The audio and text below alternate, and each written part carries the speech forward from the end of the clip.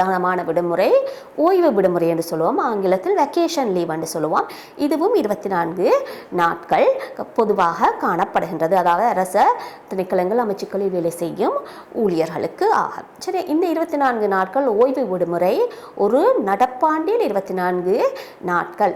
ஓய்வு விடுமுறையை எங்களுக்கு விடுமுறையை கழிப்பதற்காக ஓய்வுக்காக எங்களால் உள்நாட்டில் கழிப்பதற்கோ வெளிநாட்டில் கழிப்பதற்கோ எங்களால் பெற்றுக்கொள்ள முடியும். சரியா?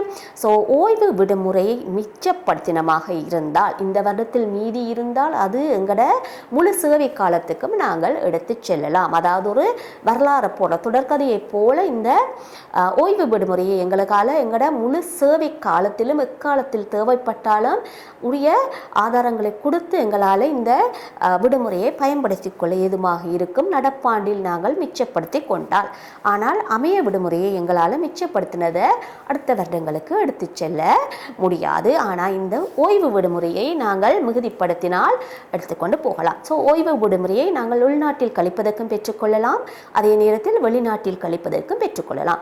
உள்நாட்டில் கழிப்பதற்கு நாங்கள் ஓய்வு விடுமுறையை பெற்றுக்கொள்ளும் போது வேலை நாட்கள் மட்டுமே விடுமுறையாக கழிக்கப்படும். உதாரணமாக நாங்கள் விடுமுறை 5 நாள் விண்ணப்பித்து 7 நாட்கள் சனி ஞாயிறும் சேர்த்து நாங்கள் உள்நாட்டில் கழிக்கலாம் 7 நாட்கள். ஆகவே விடுமுறையாக 5 நாட்கள் எங்களால் வேலை நாள் கணிப்பிடப்படும். ஆனால் அதே நேரத்தில் நாங்கள் வெளிநாட்டில் 7 நாட்கள் இருக்க வேண்டுமாக இருந்தால் சனி ஞாயிறும் சேர்த்து 7 நாள் எங்களோட விடுமுறையில் இருந்து குறைக்கப்படும். சரியா?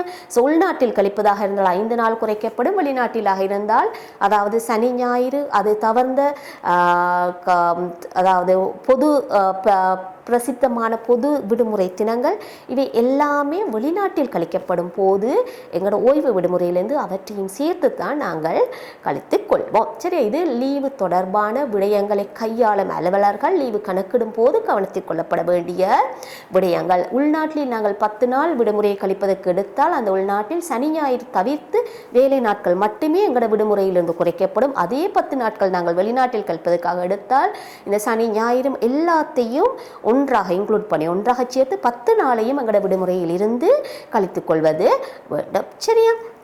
இது விடுமுறையை கணக்கிடும் போது நாங்கள் கருத்தில் கொள்ளப்பட வேண்டிய விடயமாக காணப்படும். ஸோ ஓய்வு விடுமுறையை நாங்கள் உள்நாட்டில் அல்லது வெளிநாட்டில் கழிக்கலாம். எதிர்வரும் காலங்களுக்கு வேண்டுமானால் மிச்சப்படுத்தினால் சேர்த்து எடுத்துக்கொண்டு போகக்கூடியதாகவும் இருக்கும். சரி.